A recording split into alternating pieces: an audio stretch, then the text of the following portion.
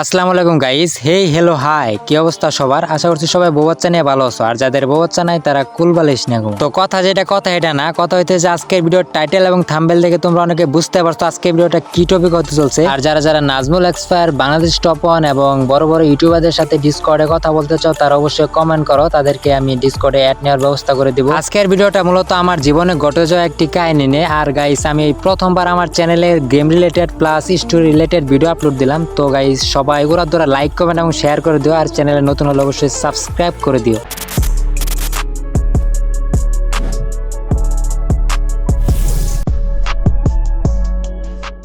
সময়টা ছিল 2021 সাল। তখন আমি মাত্র ক্লাস 10-এ উঠেছি। হঠাৎ একদিন অচেনা একটা নাম্বার থেকে আমার ফোনে SMS এলো, হ্যালো কেমন আছেন। আমি তো গভীর আগ্রহী, তখন আমার কেউ SMS দিত না। তো মনে করেন যে গভীর আগ্রহ নিয়ে গেলাম রিপ্লাই দিতে, হ্যাঁ ওয়ালাইকুম আসসালাম, আমি ভালো আছি। তো এরকম দু একদিন কথা বলতে লাগলাম, সে আমার SMS দেয়, আমিও তার SMS দিই। আমরা কথা বলতে বলতে 3-4 দিনের মধ্যে আমাদের যে একটা ফ্রেন্ডশিপ হয়ে গেল। এরকম আমরা কথা বলতে বলতে আস্তে আস্তে ফ্রেন্ডশিপটা আরো গ্রো করতে লাগলো। আমরা প্রথমে নর্মাল ফ্রেন্ড ছিলাম, তারপর আমরা বেস্ট ফ্রেন্ড হই আর কি। অনেক ভালো একটা ফ্রেন্ডশিপ হয় আমাদের, ভালো একটা বন্ডিং হয়, আমরা একে একজনকে বুঝতে পারি। তো এরকম কথা বলতে বলতে অনেক দিন গেল, ধরেন 4-5 মাস পার হয়ে গেল। আমাদের সম্পর্কটা ছিল অনেকটা ভিন্ন। আমাদের দুজনকে বুঝতে পারতাম, নিজের মনের ভাব প্রকাশ করতে পারতাম, একদম ফ্রি মাইন্ডে আমরা কথা বলতাম সবসময়। আমাদের সম্পর্কটা অনেক ভালো ছিল। কিন্তু কয়েকদিন পর হঠাৎ ও আমাকে ইগনোর করতে লাগলো। ও SMS দিলে রিপ্লাই দিত না, আমি SMS দিলেও রিপ্লাই দিত না। এরকম আস্তে আস্তে কয়েকদিন ইগনোর করতে লাগলো। পরে আমার মনে কষ্ট জাগলো, আমার তো ওই নর্মালি ফ্রেন্ড, কিন্তু আমার এত কষ্ট লাগতেছে। তারপর আমি রিয়েলাইজ করলাম যে ওরা আই থিঙ্ক লাভ করে ফেলছি, না আই থিঙ্ক ওরা ভালোবেসে ফেলছি। তো তারপর মনে করেন পরে আমি জিনিসটা বললাম যে দোস্ত, আমি তো তোর নর্মাল ফ্রেন্ড ছিলাম, কিন্তু এখন তো দেখা যায় আমি তার থেকে অনেক বেশি পেয়ে ফেলছি, আমি আই লাভ ইউ, এটা বলছে।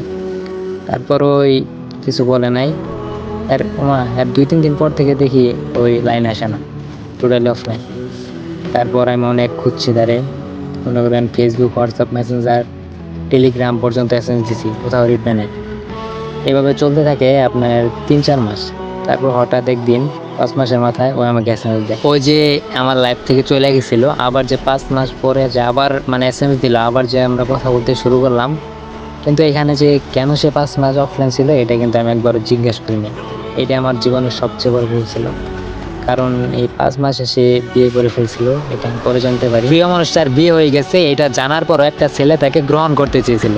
তার মানে ওই ছেলেটা কতটা ভালোবেসেছিল তাকে, এটা একবার হয়ে গেছে দেখুন। তা আমি তাকে বলছিলাম যে দোস্ত, তোর বিয়ে হয়ে গেছে, তাতে কোনো সমস্যা নাই, আমি তোকে ওইভাবে গ্রহণ করবো, সে শুধু আমার হয়ে যা। আর তো সে রাজি হয়নি। তো আমি দিন শেষে বুঝতে পারলাম যে আমার আসলে ভুল হয়েছে। আমার ভালোবাসায় ভালোবাসছিলাম সঠিক মানুষই, কিন্তু সে তো আমার ছিল না, সে তো অন্য কারো ছিল। তো আমার জীবনে এই ঘটনা থেকে আমি শিখতে পারছি একটা জিনিসই, যে জীবনে যদি কিছু করতে চাও তাহলে আমার টাকা কামাইতে হবে, প্রচুর পরিমাণে টাকা কামাইতে হবে। তো বন্ধুরা, আজকের ভিডিওটা ছিল এই পর্যন্ত। এই ভিডিওটা ভালো লাগলে লাইক কমেন্ট এবং সাবস্ক্রাইব করে দিও।